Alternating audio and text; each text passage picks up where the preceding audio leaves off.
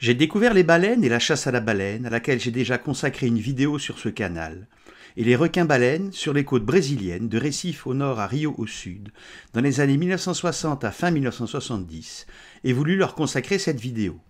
Ces deux espèces géantes, l'une mammifère et l'autre poisson, sont toutes deux planctonophages et au sommet de la chaîne alimentaire, et également menacées d'extinction par l'homme, qui les chasse et détruit son habitat. Le golfe de Tadjoura, au fond du golfe d'Aden, et aux portes de la mer Rouge, qui abrite l'un des écosystèmes coralliens les plus diversifiés, les plus productifs et les plus préservés du monde, est surtout réputé pour être le théâtre, de novembre à février, d'un ballet aquatique de jeunes requins-baleines, Rhincodon typus, de 3 à 7 mètres de long, venus se nourrir de l'abondante matière organique en suspension de ces eaux. Ce géant, placide et lent, est le plus grand poisson actuel et peut dépasser 20 mètres et 20 tonnes pour un vieil adulte centenaire, rarement observé à la côte car il nage le plus souvent au large, entre quelques dizaines et quelques centaines de mètres de profondeur. Les adultes sont pélagiques et hauturiers et nagent le plus souvent sous la surface, dans les zones épipélagiques et mésopélagiques, soit entre quelques dizaines et quelques centaines de mètres, ce qui rend leur observation difficile et rare, et explique que l'on connaisse peu de choses de son cycle de développement, notamment en ce qui concerne sa reproduction. Les jeunes, par contre, se regroupent par classe d'âge dans les eaux chaudes et riches du golfe de Tadjoura, qui bénéficient de conditions exceptionnelles pour la productivité primaire photosynthétique. Ensoleillement optimal, eau chaude, upwelling côtier estival, qui remonte des profondeurs abyssales des sels minéraux dissous, et enfin, petites criques dans lesquelles les puissants courants concentrent les matières organiques en suspension.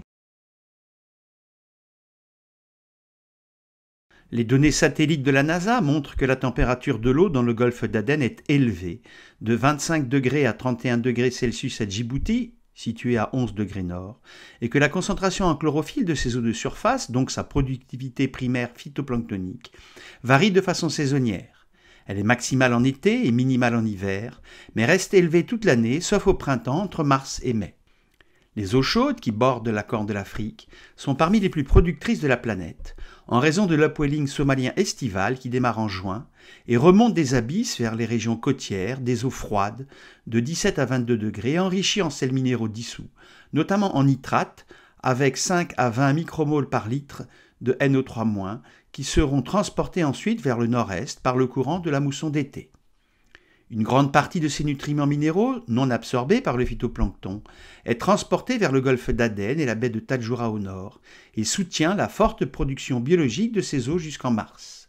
Puis, avec le début de la mousson indienne d'hiver, le courant s'inverse de 180 degrés vers le sud-ouest et amène dans le golfe d'Aden des eaux également riches en sels minéraux.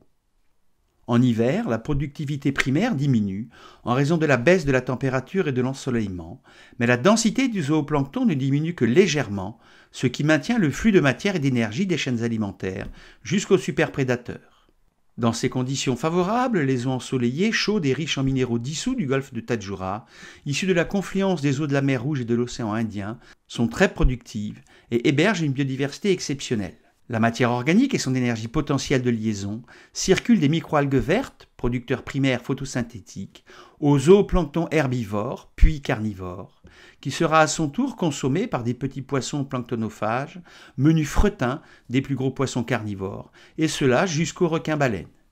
La pyramide de biomasse de l'écosystème corallien de la baie de Tadjoura, comme dans tous les écosystèmes marins en bonne santé, pas ou peu perturbés par l'homme, est inversée par rapport à celle des écosystèmes continentaux. Les consommateurs, notamment les superprédateurs, représentent une biomasse plus importante que celle de leurs proies et des producteurs primaires photosynthétiques.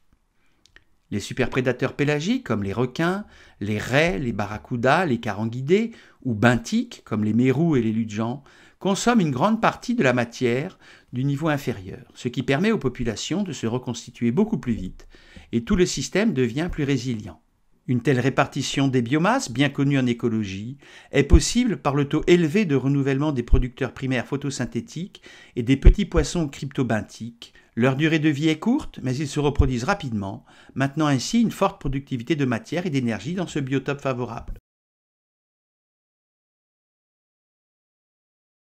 On voit sur cette carte en bleu l'aire de répartition du requin-baleine, une espèce de requin planctonophage pélagique et migratrice, cosmopolite des mers tropicales et tempérées chaudes de tous les océans de la planète, de 30 degrés nord à 30 degrés sud, mais qui est absente en Méditerranée.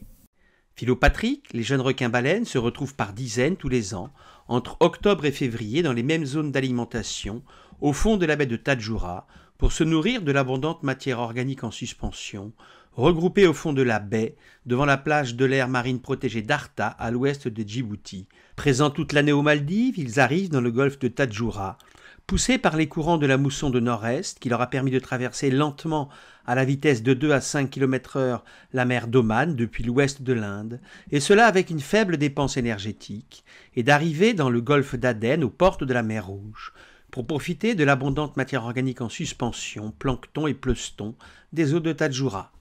Ces placides léviathans, au métabolisme lent, se nourrissent durant leur vie pélagique auturière en filtrant l'eau lors de leur déplacement, mais à Tadjoura, comme les eaux turbides côtières sont riches en matière organique en suspension, ils gobent littéralement d'énormes quantités d'eau enrichie en matière organique. Plus de 400 individus différents ont été recensés dans le golfe, grâce à leurs lignes et taches propres. La plupart sont des jeunes, entre 3,50 m et 5,50 m, mais le plus grand mesuré faisait 7,50 m de long. Chaque année, entre 40 et 50 requins sont aperçus, et on retrouve environ la moitié d'entre eux d'une année à l'autre, ce qui montre que cette espèce pélagique migratrice est philopatrique, au moins pour son alimentation saisonnière. Malgré son nom et son régime alimentaire planctonophage, le requin-baleine n'est pas une baleine, mais bien un poisson cartilagineux de la classe des chondrichthiens, car sa ventilation est branchiale et non pas pulmonaire, comme celle des cétacés, qui doivent régulièrement, comme ces grands dauphins, remonter en surface pour expirer puis inspirer l'air avec leur évent.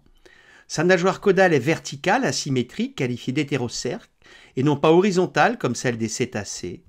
Sa peau épaisse est recouverte d'écailles placoïdes, petites dents dermiques qui percent la peau et sont orientées vers l'arrière dans le sens du mouvement de l'animal, et lui confèrent un toucher rugueux et non de poils comme chez les cétacés. Et enfin, la femelle ne possède pas de placenta ni de mamelles, n'allait pas ses petits et ne s'en occupe pas après la naissance, contrairement aux cétacés comme cette baleine à bosse ou mégaptère, avec son baleineau né dans des eaux chaudes et peu profondes, qui reste aux côtés de sa mère pour se nourrir de son lait riche en matière grasse. Le requin-baleine est avec le requin à grande gueule et le requin pèlerin, Cetorinus maximus, une des 3 espèces de requins filtreurs de matière organique en suspension. Alors que le requin-baleine fréquente les eaux tropicales et chaudes, le requin pèlerin est présent dans les eaux tempérées de tous les océans de la planète et s'observe en mer d'Iroise lors des blooms phytoplanctoniques. Le requin-baleine est reconnaissable à sa grande taille, qui peut exceptionnellement atteindre 20 mètres de long pour une masse de plus de 30 tonnes, mais qui le plus souvent mesure entre 4 et 14 mètres, à son dos gris-bleu tacheté de blanc, et comme tous les pélagiques à son ventre blanc, à ses larges carènes longitudinales et à son impressionnante nageoire caudale asymétrique ou hétérocerque, dont le lobe supérieur est bien plus grand que le lobe inférieur, surtout chez les jeunes individus. Sa taille et sa livrée de points et lignes blanches sur fond bleu permettent aux plongeurs d'identifier rapidement un requin-baleine et de le différencier des autres grands requins carnivores, comme le grand requin blanc ou le requin-tigre. Son damier de points et de lignes blanches est spécifique, mais également propre à chaque individu, et son patron est utilisé ici par les scientifiques indonésiens sur Whale Shark Tracker pour l'identification visuelle et photographique des individus lors de leur migration dans les grands océans de la planète. La peau du requin-baleine, très épaisse, dure, entièrement recouverte d'écailles placoïdes, forme une carapace protectrice contre ses ectoparasites et est son seul véritable moyen de défense contre ses 2 principaux prédateurs, l'orque et le requin blanc, qui lui prélèvent que le foie, riche en lipides. Comme on le voit sur une grande roussette observée à la loupe binoculaire, ces denticules cutanés durs et rainurés sont en forme de pointe de flèche dirigée vers l'arrière, ici à gauche, et donnent à la peau du requin une surface aussi rugueuse que du papier de verre, qui finit par user les dents des orques qui s'en nourrissent, et par attirer d'autres requins qui s'y frottent pour se débarrasser de leurs ectoparasites. Les écailles placoïdes, plus profondes que les écailles des poissons osseux, se forment dans le derme au niveau d'une cavité pulpaire centrale et sont à remplacement continu et illimité. Elles sont constituées de dentines recouvertes par une mince couche externe d'émail et sont comparables à des dents cutanées. Au microscope électronique à balayage, on voit que les denticules cutanés d'une petite roussette se chevauchent comme les tuiles d'un toit, ce qui réduit la résistance et les turbulences de l'eau et rend la peau parfaitement hydrodynamique. Les requins-baleines, grands migrateurs, peuvent donc parcourir de grandes distances sans se fatiguer en économisant de l'énergie. La tête large, carrée et plate du requin-baleine est également caractéristique, avec à ses extrémités latérales deux petits yeux dépourvus de paupières, derrière lesquels on reconnaît un spiracle, relique de l'évolution des gnatostomes, qui permettrait d'oxygéner directement l'œil et le cerveau. Enfin, sa grande bouche peut atteindre 1,50 m de large, ce qui lui permet de filtrer plusieurs centaines à plusieurs milliers de mètres cubes d'eau par heure, et d'en extraire la matière organique en suspension ou flottante, dont il se nourrit.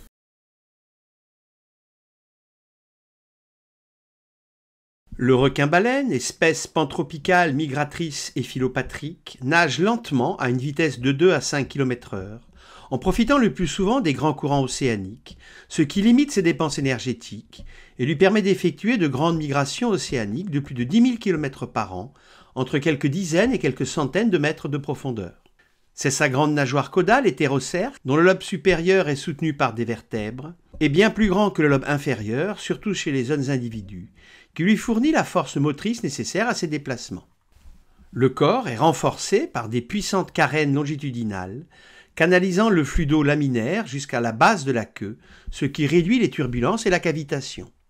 On voit que la contraction alternativement droite puis gauche des puissants muscles dorsaux provoque à partir des nageoires pectorales l'ondulation latérale du corps et confère au requin-baleine une nage fluide, silencieuse, de type anguilliforme.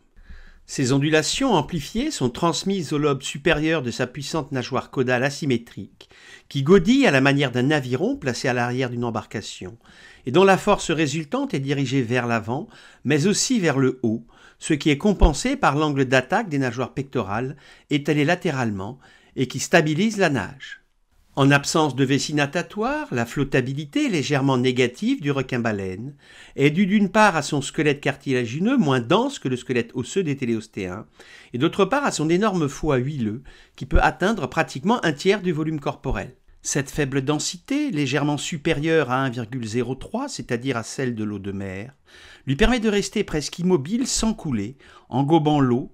et d'être parfaitement stabilisé sur ses trois axes par ses larges nageoires pectorales falciformes.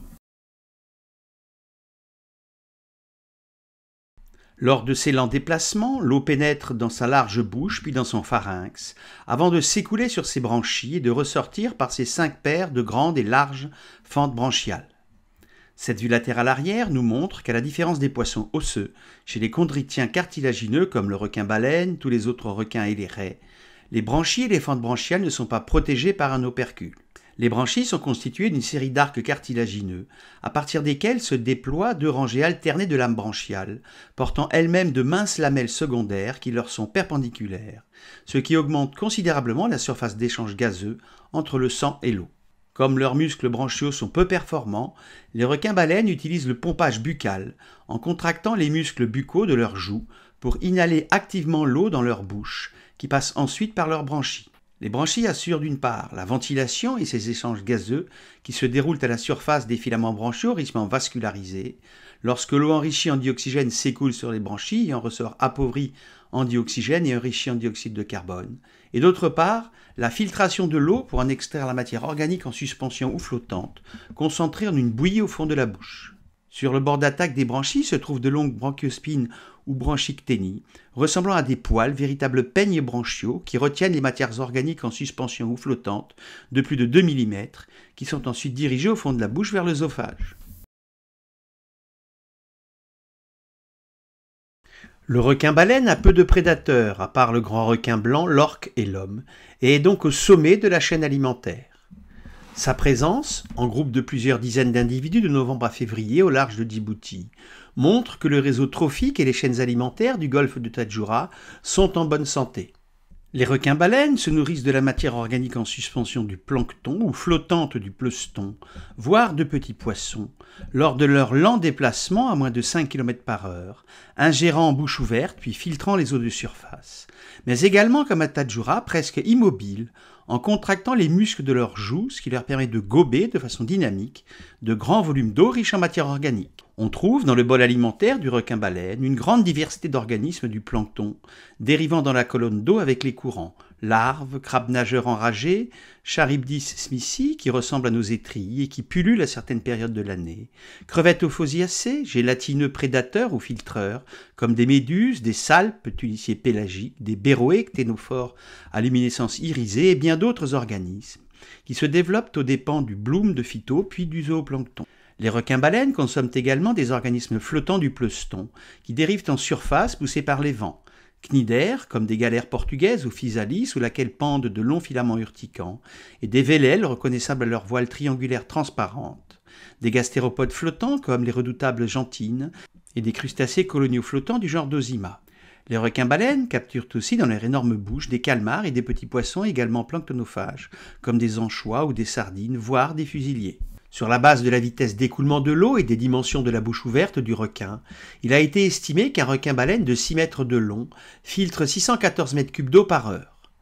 Avec une biomasse moyenne de plancton de 4,5 grammes par mètre cube d'eau, le requin-baleine ingère durant ses 8 heures d'alimentation environ 2,7 kg de plancton par heure, ce qui correspond à un apport quotidien de 20 kg de matière organique en suspension, ce qui suffit à alimenter en matière et en énergie son lent métabolisme.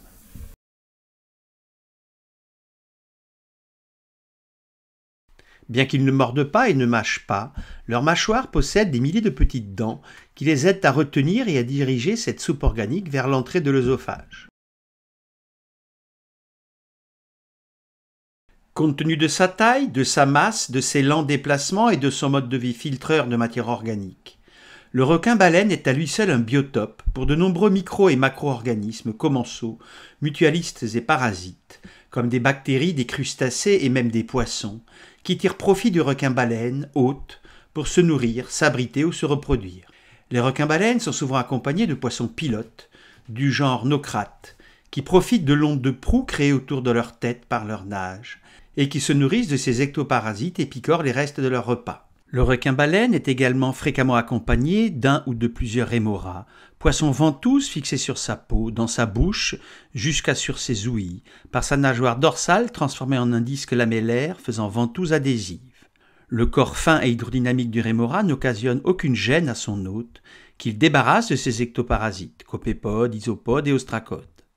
Ces poissons commensaux opportunistes ne sont pas spécifiques aux requins-baleines et accompagnent aussi les grandes espèces pélagiques dans leur trajet océanique, baleines, cachalots, requins, tortues et raies manta géantes, mâles ici également planctonophages. Enfin, de nombreux poissons, notamment de jeunes requins, se frottent sur sa peau rugueuse pour se débarrasser de leurs ectoparasites.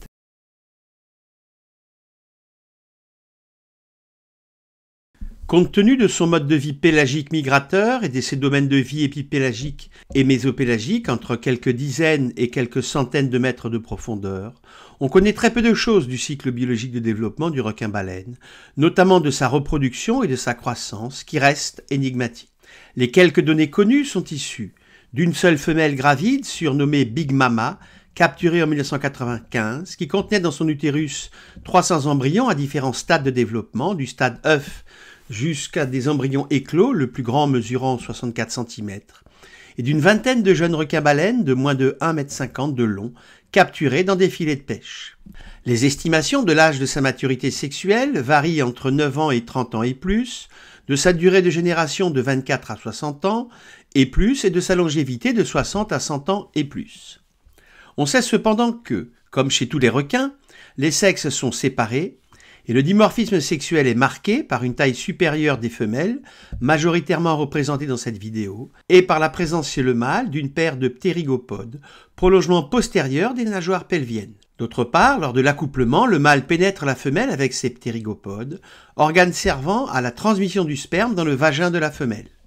Mais contrairement aux espèces ovovivipares, comme la roussette, chez laquelle les œufs et les embryons se développent dans une capsule pondue par la femelle et fixée à un support, chez le requin-baleine, espèce ovovivipare, les nombreux œufs, au moins 300, puis les embryons, se développent jusqu'à leur naissance dans l'utérus maternel, grâce à leur réserve de vitellus. Cette reproduction évoluée, proche de la gestation des mammifères, mais sans placenta, reliant l'embryon à sa mère, augmente les probabilités de survie des jeunes requins-baleines. La femelle met très bas en profondeur à plusieurs dizaines, voire centaines de requins-baleines, qui passeraient les premières années de leur vie dans le domaine mésopélagique. Dans ces conditions, le taux intrinsèque d'accroissement de la population par individu est très faible, estimé à 0,08, ce qui signifie que chaque jour, la population de requins-baleines se trouve multipliée par 0,08, alors que celle d'une mouche est multipliée par 1,5. Le requin-baleine, avec sa grande taille, une croissance lente, une maturité sexuelle tardive, un intervalle de gestation prolongé et des stocks probablement réduits, a un cycle biologique de type K qui le rend particulièrement vulnérable à l'exploitation. Par contre, le requin-baleine, par ses nombreuses adaptations morphologiques, anatomiques, physiologiques et comportementales, sélectionnées par des millions d'années d'évolution, est parfaitement adapté à son mode de vie pélagique et au sommet de la chaîne alimentaire pélagique, jusqu'à ce que l'homme moderne, post-industriel, le pêche et détruise son habitat. Traditionnellement, les requins-baleines étaient chassés pour l'huile de leur foie et leur peau épaisse utilisée pour imperméabiliser les bateaux en bois. Mais depuis les années 1960, ils sont pêchés et chassés pour leur viande et leurs ailerons, principalement en Asie du Sud-Est, notamment en Inde, en Chine, au Japon, en Indonésie et aux Philippines. Or, sa croissance lente, sa longévité, sa maturité sexuelle tardive et sa fécondité relativement basse en font une espèce plus vulnérable à l'exploitation que la plupart des autres poissons. Le requin-baleine est victime de surpêche et de prises accidentelles, mais de plus en plus de l'augmentation des collisions avec les navires très nombreux qui empruntent les grandes routes commerciales maritimes mondiales, comme on le voit en temps réel sur Vessel Finder, notamment dans le détroit de Bab el-Mandeb, reliant la mer Rouge au golfe d'Aden, donc l'Europe à l'Asie, emprunté par environ 20 000 navires par an, et qu'utilisent également les requins-baleines de Tadjoura durant leur migration et pour entrer en mer Rouge. Et dans le canal de Malacca face à Singapour, reliant l'océan Indien et la mer de Chine, le plus fréquenté au monde et emprunté par près de 100 000 navires par an.